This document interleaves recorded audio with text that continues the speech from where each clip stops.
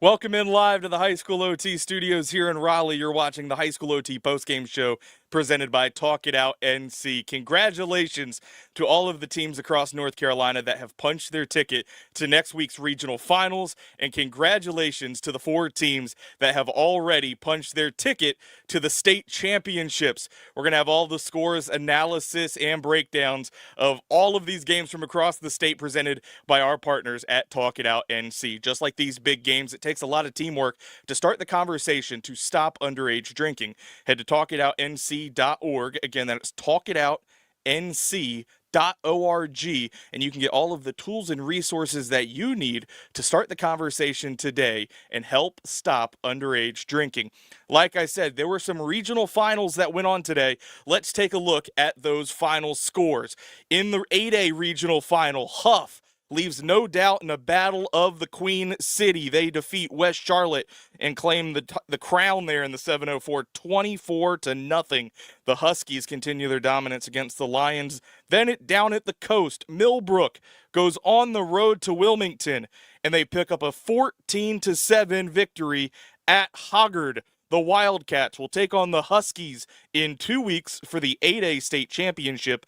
That is Millbrook's first trip to a state title in program history. From 8A all the way over to 1A. That's where Robbinsville, a team that is very familiar with qualifying for football state championships, the Black Knights, they haven't made it in a handful of years, but they are back in the 1A final. They defeat South Davidson handily tonight, 41-7. And then out at Northside Pinetown, Wilson Prep picks up a 52-22 victory. So it'll be the Tigers and the Black Knights tangling in 2 weeks in the 1A state championship. Now let's get on to some teams that advanced to the regional final next Friday night.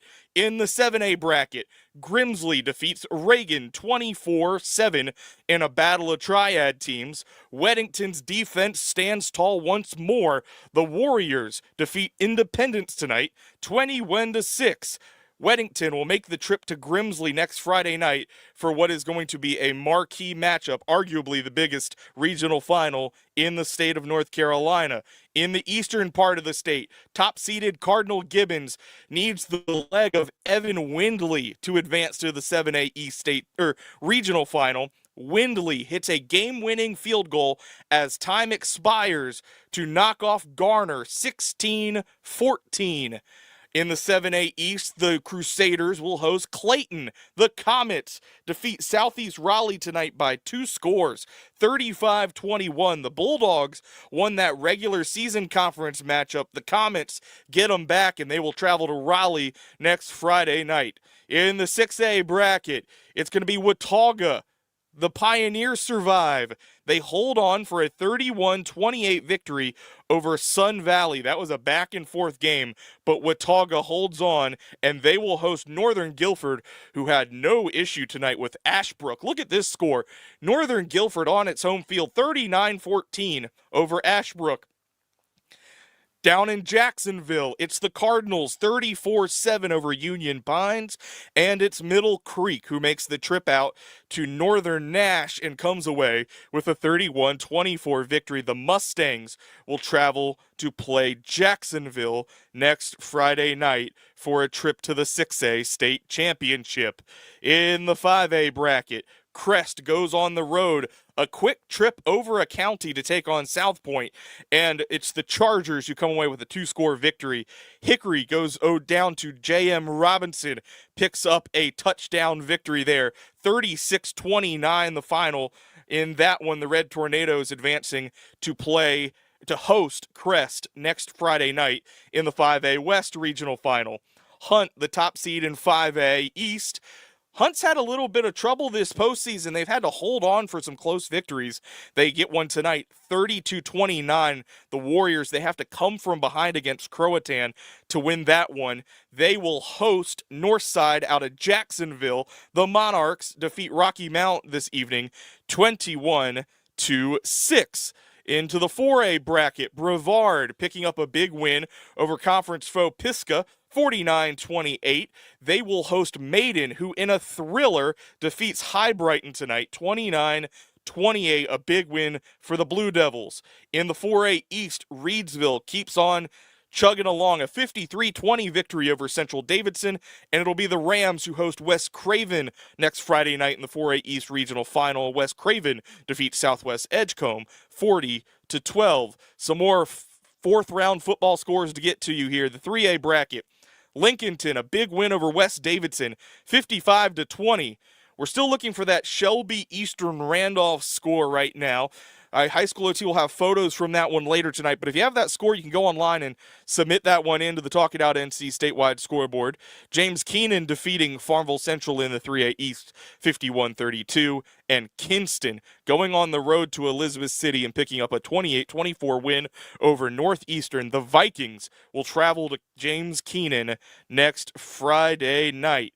Let's head on over to the 2A bracket.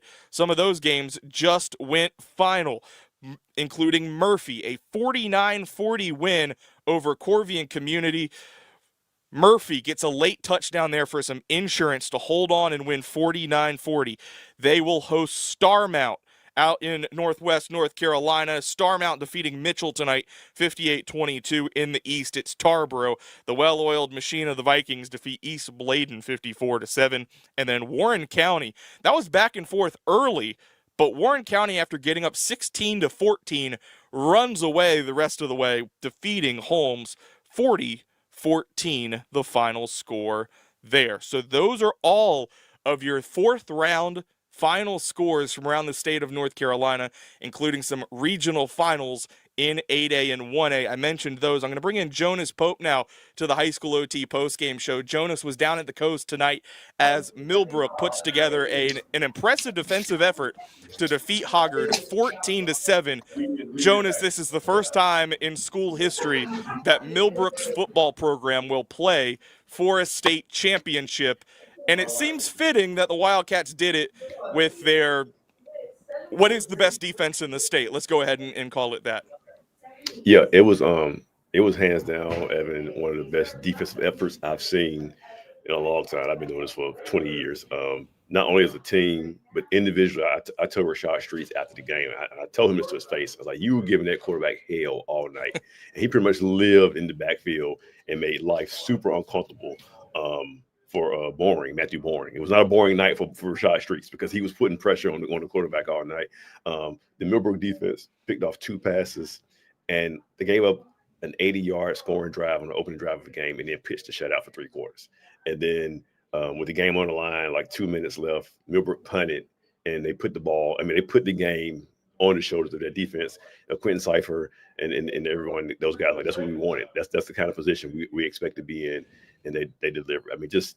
Hoggard was obviously no slouch on offense, and they held them to 7 points. Again, the first drive of the game, they scored. Credit to Millbrook for making adjustments and doing what they have to do. All they did was 14 points to pull out this win. You kind of felt like once Millbrook scored, that was all they needed to kind of turn the tide, and that's exactly what it was. Just above average defensive effort from the Wildcats. Yeah, and that's been the Wildcats' calling card this season. They've allowed less than 100 points all year long. I believe entering the state championship, they're going to have only allowed 72 points as a defense this year in 13 games. That's very impressive, and it's a lot like what we saw last Friday night in their win over Jordan, where Jordan goes downfield, gets the score to start, and then from there on out, the Wildcat defense just kind of holds strong the rest of the way. We knew coming into this one, though, Jonas, it was going to be a defensive battle. It turns out to be that, 14-7 there. The Wildcats fully healthy there on offense, opposed to a week ago, and it turns out to be just enough there in that defensive slugfest to put across 2 touchdowns.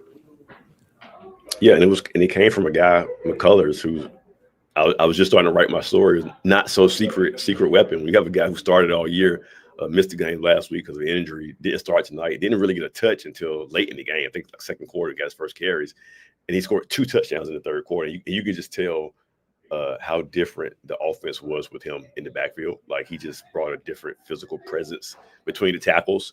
Wright's a good back. He just doesn't have that physical presence and that size and McCullers has running between the tackles. Got those 2 touchdowns, taking advantage of good field position, but he also churned out some big runs to get first downs so Millbrook can run out the clock there in the fourth quarter. So, yeah, being fully healthy on offense, having the defense you had all year, that was a perfect formula for heading to the state championship. This Millbrook team over the last 4 years has really turned the corner to become one of the top programs in the state of North Carolina. They're now going to get the opportunity to play for a state championship in 2 weeks. I believe that number now is they're 45-9 over the last 4 seasons. The 4 years leading up to that, they were 24-20. Did you get a chance to talk to Millbrook's head coach, Lamar Marshall, about what this means that now in his 3rd year as the head of the program, he will get the opportunity to compete for a state championship? I did. And he mentioned he wanted to do this for the school. And he kind of, to elaborate on that, he was saying how there are a lot of Millbrook coaches on the staff and how he wanted to do it for those guys. He wanted to make sure they had a chance to experience this. I was joking that, Millbrook's might be a football school now. And they've done it in basketball in several sports. They've done it in men's and women's basketball, and they've done it in some other sports. Are they a football school now? For him to be here in this short period of time and turn this program around is really astonishing. What you said, the record for the last couple of years. And it's a perfect storm with the record and bringing in this junior class he has, and the right talent he has on the roster now. And it definitely stands out that a lot of that junior talent is on the defense, and that is what carries the Wildcats tonight to a 14-7 victory. I'm going to bring in Joel Bryant now to the High School OT postgame show. Joel, looking at the final score of this one, it'll be Millbrook Huff now in the state championship in 8A. What's your expectation as the Huskies roll over West Charlotte tonight? Well, you just said that Millbrook has the best defense in the state. I think the team that would have one of the biggest complaints with that would be Huff, which shut out West Charlotte tonight, 24-0. Huff is one of these teams that was always knocking on the door for years, kind of like Millbrook, and they finally break through this year. Now that we're back in the 8 championship era, I guess. That's going to be an interesting game. Lots of high-profile college talent, especially on the defensive side for both teams. And they're going to have 2 weeks off to prepare. So that's something new this year. It's going to be very fascinating to see what happens there. I'm going to take Jonas out of this one real quick. This Millbrook team, Joel, you talked about their defense. You talked about some of those high-profile players. This is going to be the best team they faced all year in Huff. The amount of weapons that the Huskies have on offense, whether it be, the conversation starts with Ethan Royal there, obviously their quarterback. You have Tyron Evans, a Miami commit, out on the outside, and obviously one of the best offensive lines in the state of North Carolina. What can you expect out of this game? I mean, obviously, it's going to be a defensive battle, but this Millbrook defense against this Huff offense is going to be fascinating to watch. I suspect this game will be Thursday night at Kenan Stadium. It hasn't been announced yet, but I kind of think that's the case. And it's going to look like a college game in a lot of ways. There's going to be some very hard hits in this game. Lots of guys that look the part physically. So it's going to be some pretty high-level action, pretty fast action. And it's a good opportunity for both programs. One of these teams is going to win a state championship for the first time in school history, and that's rare that we get that in state championships. It's usually at least one team that's been to a lot and won a lot. So the fact that these are 2 breakthrough teams, there's going to be a lot on the line in that one. There's going to be lots of support from both schools because they've been waiting so long for this. That's going to be a pretty full lower bowl at what I suspect will be Kenan Stadium on Thursday night, the 11th. Yeah, Joel, that Huff program, it feels like every year they had been knocking on the door time and time again to try to get into a state final. Usually it was Grimsley there in 4A that was waiting for them. Now the Huskies have their path to a championship game. Jonas, I was talking to Joel a little bit about, this Huff team. You saw them at the beginning of the season, and they pulled out a really gritty victory at the Keep Pounding Classic against South Point from South Carolina. That was a defensive battle there. What do you expect? You've seen both of these teams throughout the season. I want to say Jonas is the only person, media member in this state that has seen both of these 8A finalists. Yes, nobody else. But Jonas, what do you expect, Huff Millbrook?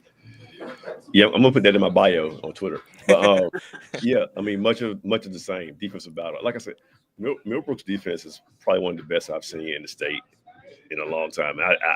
I'm convinced now that they can compete with anyone. I mean, I was a little worried this year, having seen the West early in the year. I was like, yeah, Millbrook's good, but can they slow down Huff or West Charlotte, those guys in the West? What they did tonight, I'm convinced that defense wins championships, and they always gives you a chance. They keep you in the game. You're gonna have a chance with that defense. And now in a healthy offense, you just never know what kind of plays they can break.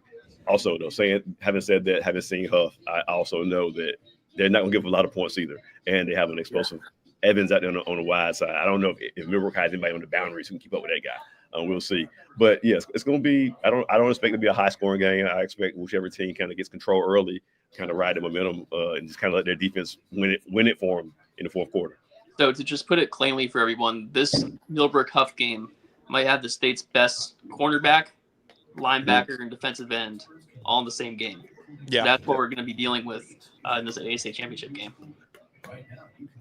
Yeah, I mean, what Rashad Streets did tonight, like I said, before you got on, Joel, individually, that was one of the best performances I've ever seen on that side of the ball. And I've seen some dudes in my time here and just across the state that by himself, what he did tonight to make Boren's life terrible, miserable all night was just super impressive. And I think that's the thing about that Millbrook defense is you've got Streets, but opposite of them you have Marquez Wilbert, who they added. Then you have Cypher there, and you just can't pick a side. And we saw earlier in the year in that Rolesville game, Rolesville just decided to throw the kitchen sink at stopping Streets, and then Wilbert had a career night. And it's really a pick your poison. What side do you want to go to? Cypher is going to end up on either side that you run the ball to or you go. And you're going to have to deal with Streets, or you're going to have to deal with Wilbert. Chase Sizer's in the mix there as well for the Wildcats. They just have so many different guys in that front seven that, again, you don't have a lot of time. And so it's going to be very interesting to see kind of how the two quarterbacks, Bryson Gray and Ethan Royal, match up against these opposing defenses, because they don't give you a lot of time to make up your mind. It's just, for me, the Huff defense with the guys that they have, it's very similar. And I know that Millbrook's offense has come on of late, but that's been the one shaky thing of that team, kind of in this whole era here. You're talking about a Huff team that has these guys like L.J. Porter, Samari Matthews, Micah Bright. They're all in the secondary there, and the linebacking core, they're always so good there. The sophomore there, Ryan Peterson, is going to be a really good player. I think his first offer was from Alabama last year as a freshman. So not bad. These are very similar level of talent between these two defenses, and it's going to be, I don't know, we could be gassing up these defenses for the offenses to go out and have a shootout, but I don't suspect that's going to happen. I think it's going to be a very low scoring game. Yeah, it's definitely going to be I doubt there's more than 30 points combined between the two teams, or 35 points combined between the two sides, but that's going to be in 2 weeks. That is the 8A state championship. It has been decided. Millbrook will face off against Huff. Again, the NCHSAA over the next coming days will probably announce what time, what day that will be. Obviously, the first 2 days are at Keenan Stadium on the campus of UNC Chapel Hill. That was Jonas Pope. You can see his coverage from this game tonight. Millbrook's win 14-7 over Hoggard on HighSchoolOT.com. Thanks, Jonas. Appreciate you guys. The other regional finals that we had mentioned were 1A. That's where Robbinsville is going to face off against Wilson Prep. Joel, the final game in the state has gone final. How about this one? Shelby defeats Eastern Randolph tonight, 43-41. A big win on the road for Shelby, who will head to Lincolnton, a wild 8-10 regional final there in the 3A West. I was able to pull up that Shelby Eastern Randolph game on the NFHS network. It looked like Eastern Randolph scored with about 4 minutes to go. They went for the 2-point conversion to tie it, and then missed it on a pass. So Shelby wins 43-41. It was tough there because they had the deal where it's like the camera on the scoreboard on this NFHS stream, and you could see the 43, but the other score was just like blurred out for some reason. So we needed to get an official report. And I'm glad we got that done. Yeah, luckily HighSchoolOT's Jarrell Jordan was there. He'll have photos up later tonight from that one. But yes, that did go final, 43-41. Let's get back over to that 1A bracket. I mentioned this at the top of the show. Robbinsville, a huge victory over South Davidson tonight, 41-7. Wilson Prep goes on the road, picks up a 52-22 win over Northside. Leica Beebe was at that 1A East regional final for HighSchoolOT, and he joins us now here on the HighSchoolOT postgame show presented by Talk It Out NC. Welcome in, Leica. How you doing, Evan? How you doing, Joel? Hope you guys had a great Thanksgiving. Same you as well. Wilson Prep, they were battle tested heading into this regional final. They took their lumps early in the season, but since then it feels like they have mashed their foot on the gas. The Tigers are heading to their first state championship, Leica. Yeah, and it was a good game for about a half, and there was a major sequence at the end of the half that kind of turned the tide for Wilson Prep. Northside had just tied it at 14 off of a short rushing touchdown from Sincere Columbus, who is a fantastic player for Northside, and they were certainly up to the challenge early. But Ethan Nelson returns the ensuing kickoff for a touchdown late in the first half, and then they get an interception to end the half. They come out in the second half, get the first possession of the half, and Trayvon Usher's in the end zone immediately.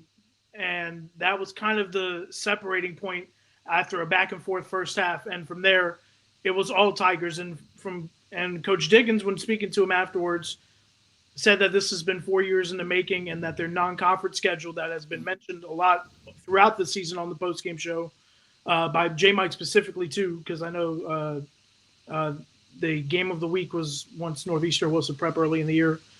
If I'm not mistaken, 5 of their first 6 opponents played tonight. So that should tell you how tough their schedule was at the beginning of the year. And after their non-conference schedule, they have basically been dominant the entire way, and it showed tonight. Yeah.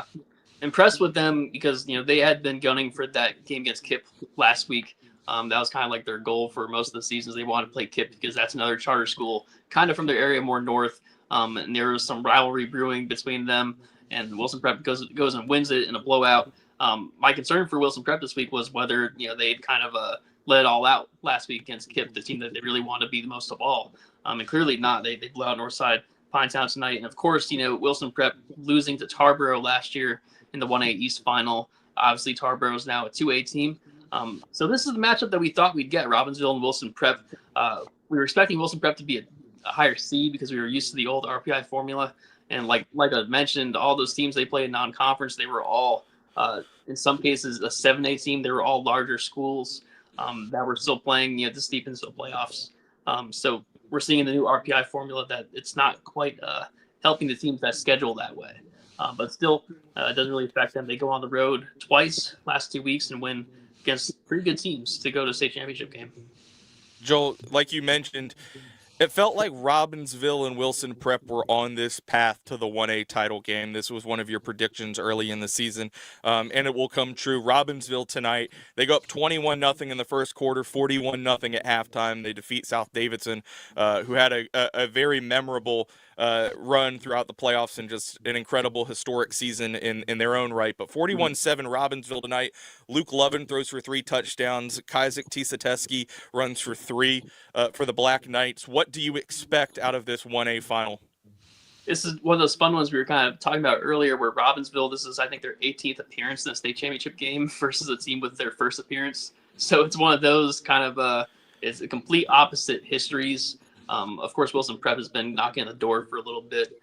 So that's always going to be a fun dynamic. But Robbinsville, first time under new head coach Lucas Ford. He gets to the state championship in his first year after taking over for D. Walsh in the offseason. Did Coach Dickens have any thoughts on Robbinsville, or did you not really talk about the next matchup? He echoed about the same sentiments you just mentioned, Joel, that Robbinsville is a team with winning pedigree. They've been a long, great withstanding program in this state for a while. And if I'm not mistaken, it's their first state championship appearance since 2019, what seems like a long time for Robbinsville because they seem to always be there, at least over the last several years. They've always seemed to be in this position in November.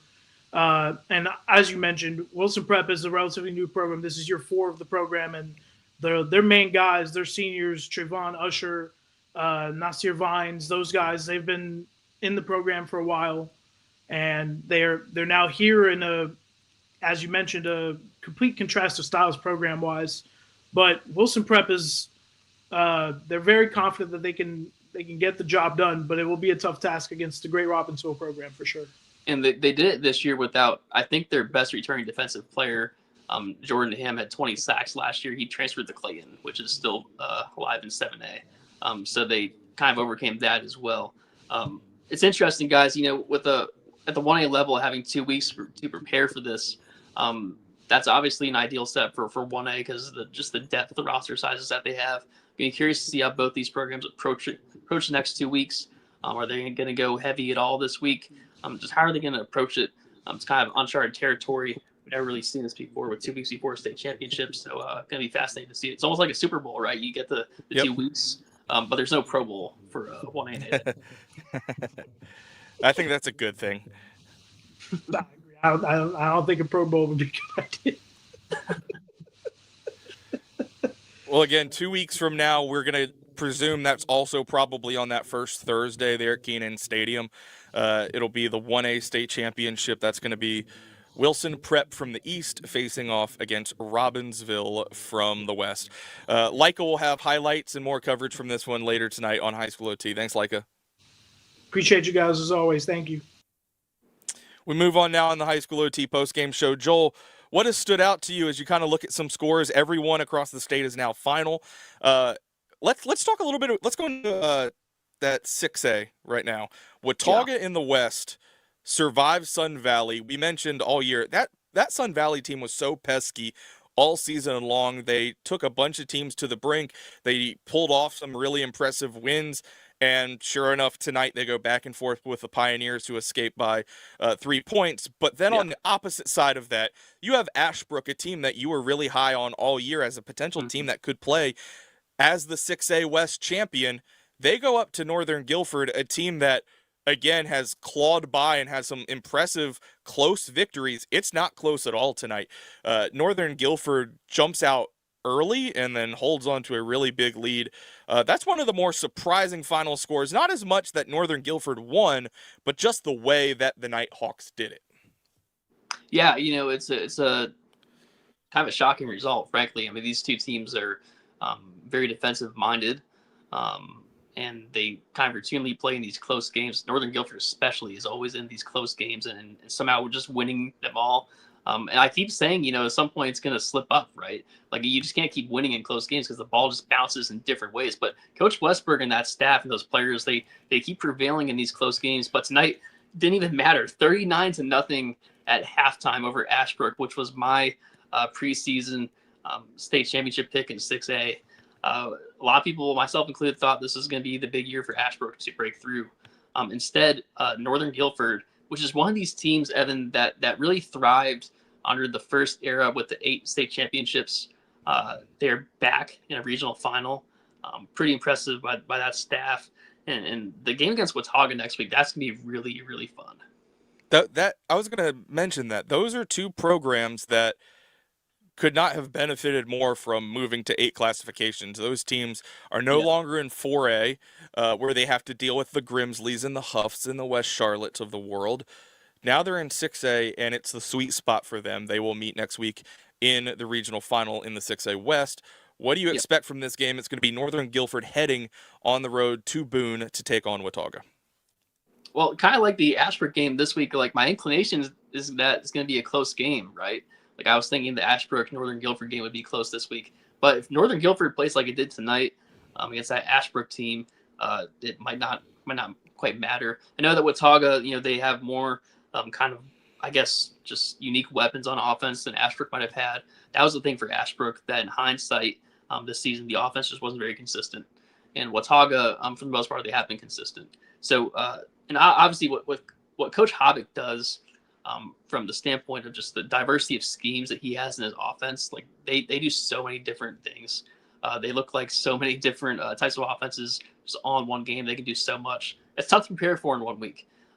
Obviously, Sun Valley had them on the ropes this week. I think Sun Valley was up in that fourth quarter. Watauga comes back and wins 31-28. It's going to be a fun one. That might be the hardest game next week to predict. So what other regional finals are on your radar here as ones that stick out? Obviously, the Grimsley-Weddington game in the 7A West, I think, is probably the best one in the state. Would you agree with that? Yeah, I suspect that I'll be at that one. I was there last year when it was 4A, the 4A West final. They've done this for multiple years in a row now. Obviously, Weddington kind of blew out Grimsley a couple years back in their runs the state championship, and Grimsley comes up with a thrilling win last year. Just an amazing fourth quarter performance by Faison Brandon in that game. It's going to be interesting. Obviously, the teams are a little bit different. Weddington still has most of its guys on defense that it had last year and 2 years before when they blew out Grimsley. But at this point in the season, when you get this deep in the playoffs, you really start wondering that graduation of Bryce Davis for Grimsley, the graduation of Mitchell Summers. Those two guys made so many big plays along with Faison Brandon down the stretch in last year's deep playoff run. You wonder if that's going to change anything, and maybe it's going to even it out a little bit this year. It's going to be fascinating. That's going to be a heck of a game in Jameson Stadium. Yeah, and Weddington has had pieces that it has had to replace as well on both sides of the ball. So it's, both teams have kind of had a little bit of attrition there, but two incredibly well-coached programs. I would say those are two of the top 10 coaching staffs in the state of North Carolina going head-to-head there. That's a good point. A lot of the coaching staffs that we kind of consider to be the best in the state. I just mentioned Ryan Havoc, Watauga. A lot of those staffs are still hanging around, unsurprisingly. And I think that the other 7-day games can be really fun as well. I was going to mention that because that's another one where you're like, gosh, really well-coached team. Cardinal Gibbons, who is on the ropes tonight against Garner. It takes an Evan Windley game-winning field goal for the Crusaders to move on. But it feels like every year, I believe it's 7 of the last 8 years or 6 of the last 7 years, the Crusaders have been in a regional final. Since 2019. Unbelievable. So they are going to host Clayton. And there's a lot of storylines to this one as well because it's Clayton and Aiden Smalls, who was on the last Cardinal Gibbons team to go to a regional final as a wide receiver a couple years ago. He's now the quarterback, NC State commit at Clayton, and he's got a chance to advance to a state championship if he can end Cardinal Gibbons season. Yeah, lots of quarterback-related storylines in this one. I know that Gibbons has been playing with not Gannon Jones of late. I wonder if they're going to make that change this week because that Garner game is a little bit close for comfort. Not sure.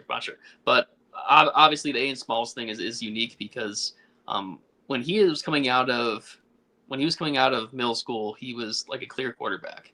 Then when he was at Gibbons, he was only used as a quarterback in like these kind of gadget things. Also 2-point conversion plays, he's used as quarterback.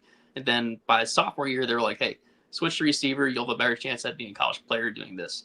And sure enough, he was amazing at it. He was just kind of a force in the slot. No one could really cover him. Put up big numbers as a sophomore. Then ends up at Clayton last year, has his junior year. Goes back to playing quarterback. Commits to I forgot what school he committed to at first, Evan, but it was as quarterback. Rice. Committed to Rice as a quarterback. But then the summer ends up flipping to NC State, where he will play receiver. So it's kind of a fun saga for Aiden Smalls. And now, he gets to face this Gibbons team that I'm not sure what the relationship is between Aiden Smalls and Cardinal Gibbons. I imagine that there's some players that they don't really like him. Maybe he doesn't like some players over there. I don't know. But it's going to be fun no matter what. Yeah, and it's going to be interesting because I think one of the takeaways from the Cardinal Gibbons-Garner game tonight was that the athleticism that Garner had in its secondary really gave Connor Lindsay and Cardinal Gibbons some problems. You look at Maddox McDowell in the back or in the secondary there, and AJ Randall, guys like that. Those big, strong, physical, power Power 4 Division I type athletes. Made things tough for a Cardinal Gibbons team that didn't have its starting running back, didn't have its starting quarterback. And so those are things to look forward to next week against a Clayton defense that is really talented with a Keyshawn Stansel and A.K. Crummell, different players like that. It's going to be really fascinating to see what the athleticism, the speed, the size of the Clayton defense will do against Cardinal Gibbons. I know one of the most useless things in the world to do this time of the year is, look at head-to-head and all of those things. But for whatever it's worth, Cardinal Gibbons hangs on and beats Garner tonight by 2. Mm-hmm. Clayton, when it played Garner in the regular season, won by 2 scores. Well, I don't know what that means, but and that was going to lead me to my next point, is that the big difference here is the level of schedule that these teams played down the stretch. Clayton playing in this Greater News River 7A conference. They were one of the 3 teams that were still playing tonight from that conference, which is incredible. Of course, Clayton beat Garner by 12 points in that game. Garner, very good team, but they weren't the best team in that conference. Obviously, Gibbons can't control the conference that it's in, and they did kind of try to offset it with what they did in non-conference, playing Mallard Creek and all those schools. But it's hard to overcome when you just don't see the same level of talent that the other opposing team saw going into your game. So that's going to be the thing that I think might make this one a little bit interesting. From 7A, we're going to head back over to look at some scores from 4A. Brevard defeats Pisgah tonight, 49-28. The Blue Devils will host Maiden, who had a really close game against High Brighton. That was a thriller that came down to the end in that one. Reedsville defeating Central Davidson and West Craven defeating Southwest Edgecombe. Those two games in the 4A East, not close. But that Brevard-Pisgah game, Joel, was an interesting one. We bring in Paul Whitnow from the Transylvania Times to join us. He was out there for that matchup there. We discussed this kind of at length last week, but the Blue Devils, they keep on rolling, Paul. Yeah, the Blue Devils keep on rolling. And tonight was probably more about the offense and defense getting a couple of timely stops when they had to, but it was rivalry game, everything you would expect. Turnover on the opening kickoff, big hit, big boomstick that set Brevard up to get the opening lead. And then Pisgah with two onside kicks, surprise onside kicks, successful onside kicks in the middle of the game to gain a couple of possessions. Yes, don't see that often. Yeah.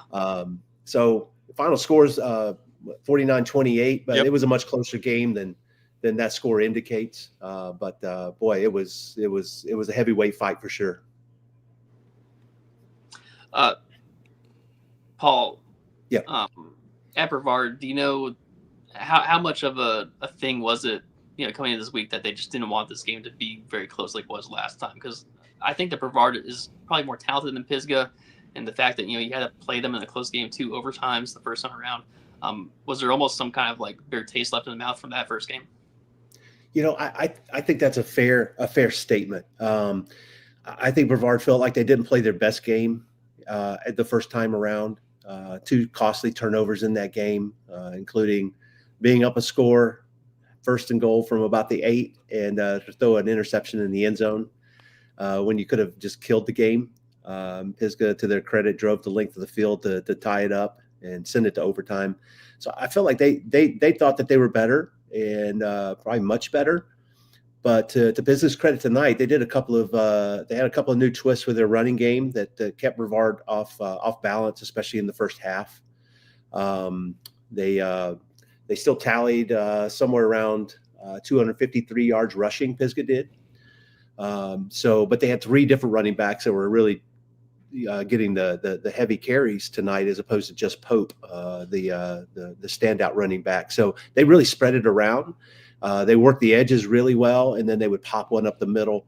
So they kept them off balance tonight. And Luke Coleman, the Brevard head coach, admitted that after the game, that they were off balance the first half. And again, if it wasn't for the opening, the kickoff on the turnover on the opening kickoff, probably been a lot closer at half.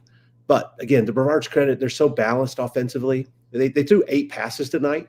Christian Conley, by the way, who threw the pick in the end zone the first time around and fumbled in the first matchup, he was phenomenal tonight. He accounted for 6 touchdowns tonight, 3 rushing, 3 through the air. He only threw it 8 times. He was 5 for 8 for 143 yards through the air, 3 touchdowns on 5 completions. That's a pretty good percentage. Yeah. And he rushed himself tonight 7 times for 58 yards for 3 scores. And so he was, and he had, I think he had the key play, the turning point in the game in the second half when Pisgah had cut it back to a touchdown lead again. After a successful onside kick, Pisgah had the ball at Brevard's 35-yard line. It was 3rd down, and Conley blitzed from the safety position, blitzed the quarterback, and caused him to throw an interception right to Carter McAfee. Brevard scored. He threw Conley threw the touchdown to Tristan Thompson-Wynn, and from then on, it was they were able to pull away. So outstanding game by Christian Conley. Outstanding game by the middle linebacker Carter McAfee. He had the hit on the opening kickoff that caused the fumble that gave them the extra possession. He had he probably had somewhere around 17 tackles again. He came into the game with 146 tackles on the year, but he's just everywhere. So. Yeah, it was personal tonight. They wanted to make a statement because this is a longtime rivalry. Now they're back in the same conference again. But it was a well played game, to be honest, and it was hard hitting and everything you'd hope for. I think everybody was surprised it was as high scoring as it was. Especially with that Luke Coleman connection that you mentioned last week, where he played at Pisgah, and that's an extra layer to it. I do want to get your thoughts on this upcoming game against Maiden. These are two, I would say historic programs. They're both Blue Devils, by the way, so it's kind of funny. But they haven't played, I don't think, since 2005, almost 20 years to this day. November 25th, 2005. Brevard won that game, and I guess would have been the third round then, 21-18. Okay. I do want to get your thoughts on it because although Brevard is undefeated, and although the Maiden has lost 4 games this year, it's probably a fair statement that the Western Foothills Conference might have been a little bit stronger this year than the Mountain 8 Conference. What are your initial thoughts on that matchup and how Brevard will fare? Yeah, I haven't done a lot of research on Maiden. I'll take the Luke Coleman path. When I'm interviewing after the game, I said, "What do you got to do this week?" He goes, "Who we playing?" I said, "Somebody just told me Maiden won." He goes, "Okay, I guess we'll get some tape and start looking at them." So I guess I'll take that route. But I don't know. I get it. I trust. I coaching for 20 years. I know all about strength of schedule and opponents and all that. Records can be misleading, and I get it. I'll say this for Brevard: they've overcome a lot. They've trailed in some games. I've been on the sideline. Let's see, they're 13-0 now. So I've been on the sideline for 12 of their games, and tonight was probably the most emotional I've seen them all year. It probably played against them a little bit, but they're really an even keel team because they've been behind late in games against Franklin. When they lost one of their co-starting quarterback at West Henderson. They were down in that game when that happened. They lost him to the torn ACL, and then they trailed in other games. Even last week to Burns, they were down in the fourth quarter and with 9 minutes to go. And tonight, 13-0, they had Pisgah at third and 12, and Pope rips off a 30-something yard run, and then Pisgah's off to the races, and they had all the momentum in the stadium. But they're pretty even keel, so I don't think they're going to be surprised or in awe. I think they're going to respect whoever they're playing. But Coleman really has a college mentality of worry about us, worry about our next play. We respect our opponents. They're going to do some stuff. We're going to try to prepare for them, but we've got to do what we've got to do. And so, yeah, I'm looking forward to it. If they're a balanced team running and passing, if that mirrors Brevard a little bit, again, yes. It will. Yeah, that's what I've heard through the grapevine. Brevard tonight at 246 yards rushing, but 143 yards passing. But boy, it was 25 degrees. So I'm surprised anybody caught anything or threw anything. But they could be as balanced as they need to be. So if the other team is balanced, if the other team has a passing attack, I think that's where where Brevard could be up against it a little bit. If they could throw over the top. Or to force the Brevard DBs to maybe try to tackle in space. That's the kind of thing I think that could cause them some issues defensively because of the depth or the lack of depth. Because all the big names that I mentioned on offense, they all play full-time defense, and so I think it's going to be a pretty good matchup. And it was standing room only tonight at the Brevard Memorial Stadium, and I anticipate it will be the same next week. That's a big stadium too. It's impressive. Oh yeah, definitely. Yeah, there were 6,000 advance tickets sold before the walk-up. And wow. Yeah, it was because we knew Pisgah would come too, but there was 6,000. What I heard from one of the faculty members was 6,000 advance tickets sold before the gate. I usually get there about 6:15 for a 7:30 kickoff, and we got one of the last 2 parking spaces in the reserve lot, and that's unusual. So. Somebody said that a lot of Pisgah people were there at 4:00 this afternoon. So, hey, Black Friday, what are you going to do? Let's go camp out at Brevard Memorial Stadium. So, that's awesome. The Blue Devils tonight picking up a win in the 4A West, 49-28 over Pisgah. Brevard will host Maiden next Friday night. The winner of that one will head to the 4A state championship. Thanks, Paul. You bet, man. Thank you, guys. Appreciate it. Yep, thank you. Let's go to the other side of this matchup. That Maiden High Brighton game is where David Jones, Jeff Link, Maiden survives 29-28 on the road at High Brighton. We just talked to Paul Witt about Brevard's side of this upcoming matchup, but what did it take for the Blue Devils to punch their ticket to a battle of Blue Devils next Friday night? Unfortunately for High Brighton, it took heartbreak. We kind of described this game as a mistake-filled, well-played game. Really good football game, came down to the wire. Maiden had converted a fake punt on a 4th and long to keep a drive alive earlier in this game.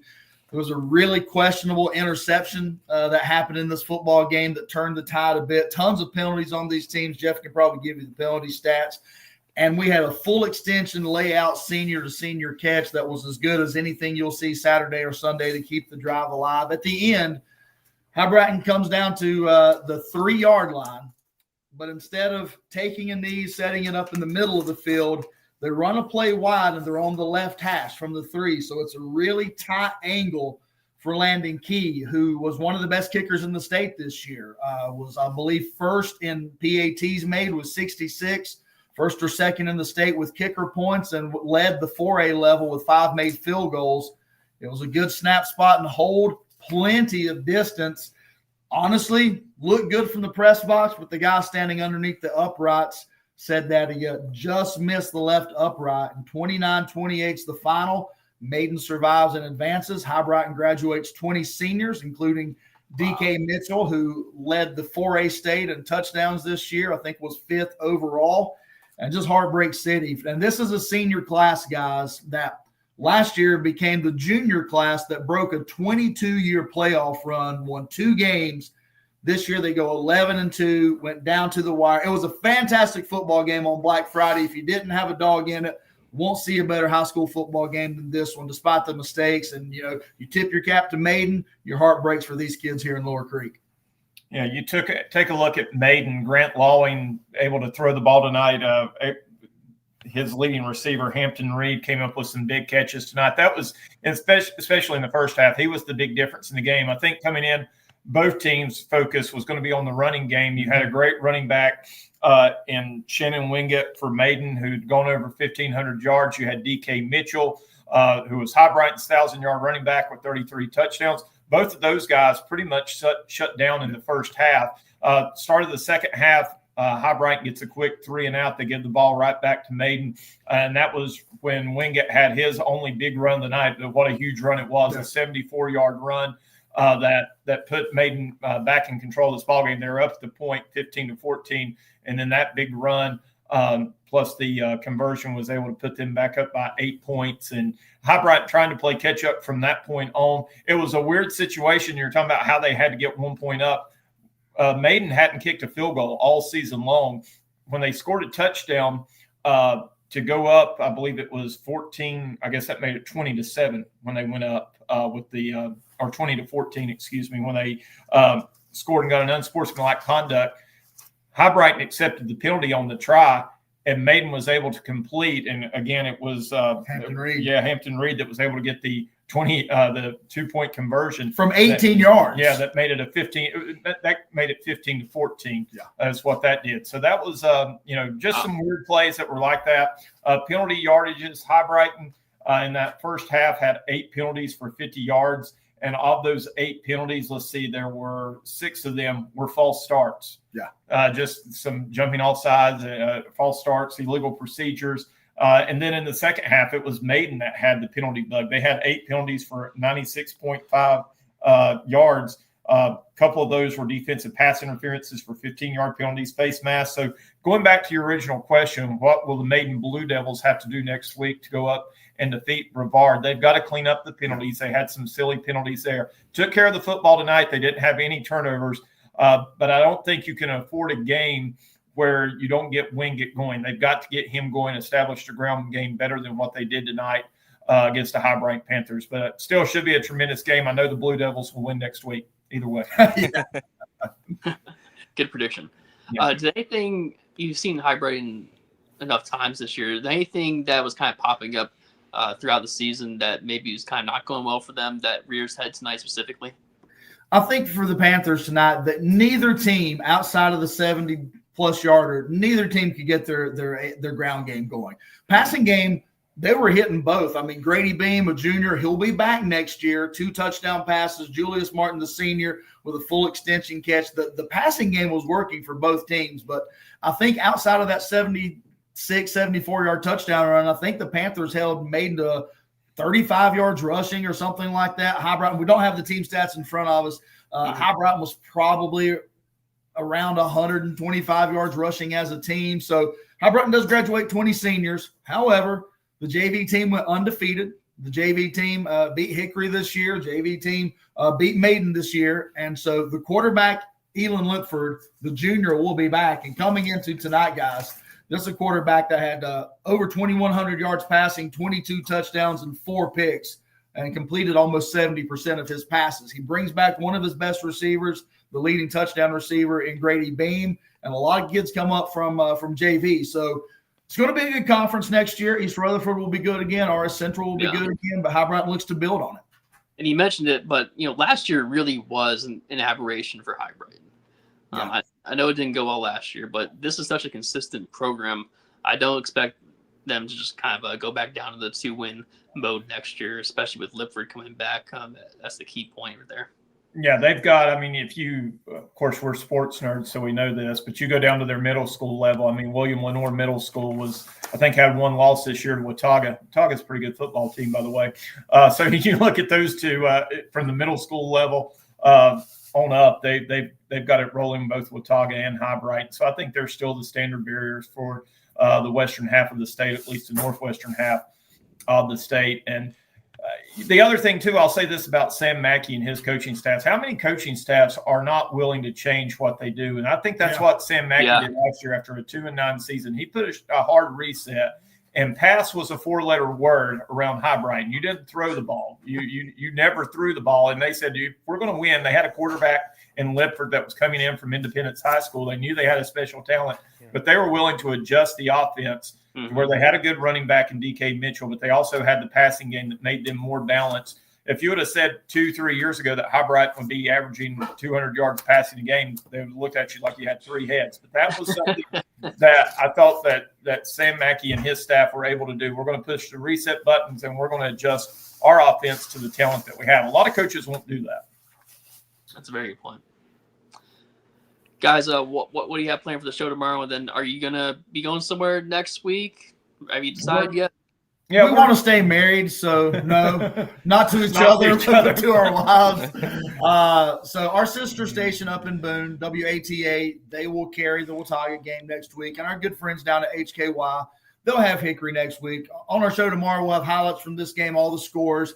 We've got 2 good guests. A mutual friend at Aikman Chambers will be on. We'll be talking a little ASU football with him as Mountaineers are win an end game tomorrow against Arkansas State. Juju Phillips, voice of the LR Bears, will be on with us to talk a little LR football and basketball. We'll have a Caldwell Cobras update too. But no, our next game will be next August, unfortunately. And again, probably be one of those inter-county matchups again next year to start things off for us. But, man, what a year. Get 15 weeks of football, a full belly of turkey. I didn't buy a thing on Black Friday. Man, it's a pretty good Thanksgiving holiday for this old boy. 266 days until kickoffs. We'll be at West Caldwell for West Caldwell, South Caldwell. There you go. More than likely. Well, we thank you guys for what you guys do in the Catawba Valley, and we thank you all season long for joining us here on the High School OT postgame show. You guys are great. That's David Jones and Jeff Link from Scoreboard Radio. Thanks, guys. Thanks. We'll be watching next week. We'll see you. We're going to take a quick break here on the High School OT postgame show. When we come back, Chris Miller from the Jacksonville Daily News will join us. Don't fall for the myths. Get the facts about underage drinking. Myth. Teens bounce back fast and teenage athletes can perform just fine after a night of drinking alcohol. The fact is, alcohol can hinder athletic performance for up to 3 days, delaying recovery and causing long-term issues with muscle loss and weakness. But don't just take it from me. Choosing not to drink as an underage athlete has really helped me significantly. I've been able to focus, keep my priorities straight, and it's helped me separate myself from, many other people. Get more facts at talkitoutnc.org. Moesta and Joel Bryant here with you on the High School OT postgame show again. Fourth round games across the state are final. You can head over to highschoolot.com right now and look at the Talk It Out NC statewide scoreboard. You can also look at live brackets to see all of next week's regional final matchups. And then we have 2 state championships already with their tickets punched. It'll be 8A, Huff versus Millbrook, 1A, Wilson Prep against Robbinsville out in Chapel Hill is what we believe. The NCHSAA is still waiting to announce those dates, but we're suspecting that those 2 matchups will be Thursday in Chapel Hill. We bring in Chris Miller now from the Jacksonville Daily News, joining us here on the High School OT postgame show presented by Talk It Out NC. Chris, lots of exciting games. You had a busy Friday night. Not a lot of areas around the state have multiple games going on this deep into the playoffs, but that was the case in your coverage area. Jacksonville and Northside both picking up big wins tonight. Yeah, and I had to make a tough decision, and you just kind of, I mean, you guys know about this, and I'm sure all the other media guys or guys and girls around the state have to make these tough decisions. And I went to Jacksonville. They put up a pretty impressive effort, 34-7 over Union Pines. Defensively, the Cardinals just got after it and really set the tone. They muffed the punt early in the game. Union Pines got the ball like at the 20-yard line.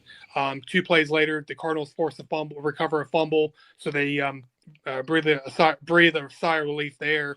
And then just the defense just takes over after that, allows 2 first downs and 54 yards of total offense in the first half. And obviously the numbers kind of got better for the Vikings because you put the second and third string in, during the fourth quarter when the game's already decided. But just a great defensive effort for the Cardinals. The victory does come with the price, though. They have one of their starting linebackers did suffer a dislocated dislocation injury in the first half.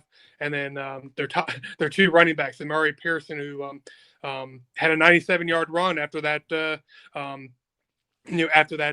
early stop, suffered an injury. We're thinking it was probably a concussion, and then another running back suffered an injury. So they're going to get banged up. They got banged up tonight, but they'll be back at it next week against for the regional final. Wow. That's you never want to hear that. But of course, Chris, I mean, Northside, Jacksonville, this magical season for them continues to regional final. I don't think anybody quite saw this coming.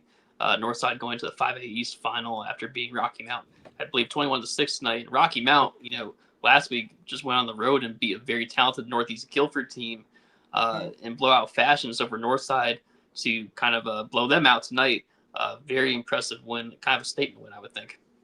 Yeah, and it was another kind of grinded out type of win. They beat Rocky Mount 21-6 tonight.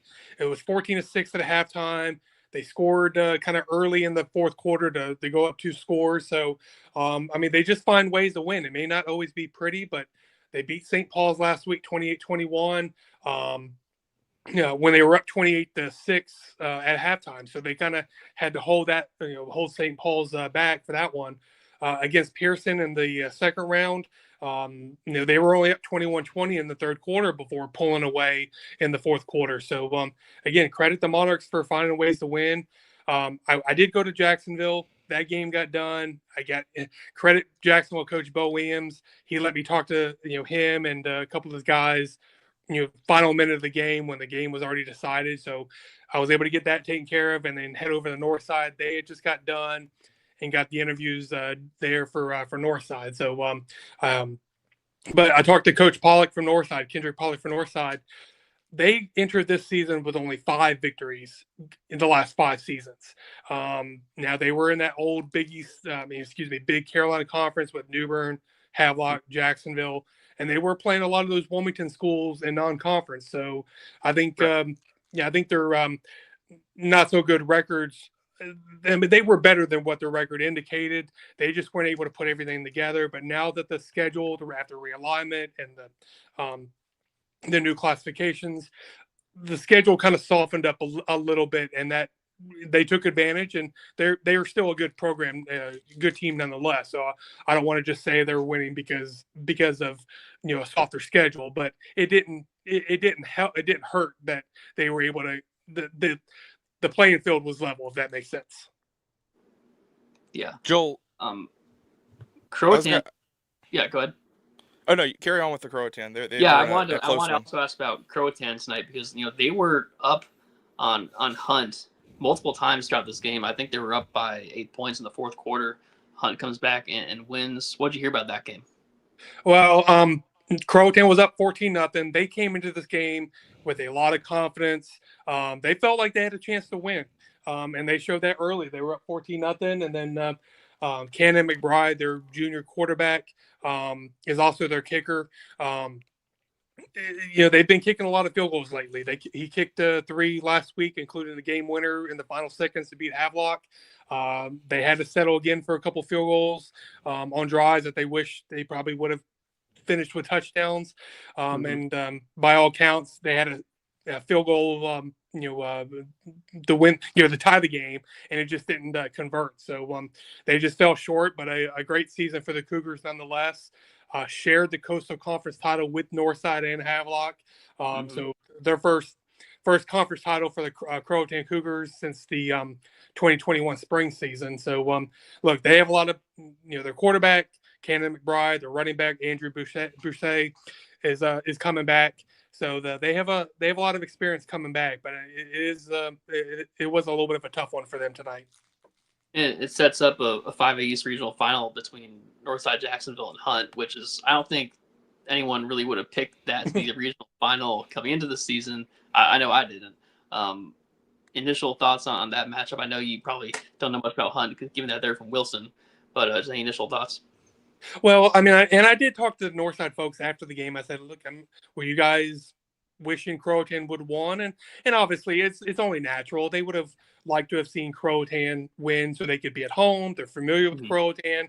That would have been a huge crowd for Northside. And they're not throwing shade toward Wilson Hunt. But like I said, I mean, it would have been nice to have been at home, but they're going to be ready for Wilson Hunt. They know they need a good week of practice, and they know Wilson Hunt is a good team. Wilson Hunt finished second in that split conference, so they're a really good team. They found a way to win tonight, and that should be a very interesting game. For the Monarchs, and they look to go back to the state final for the first time since 2016. So we'll see how they do next week.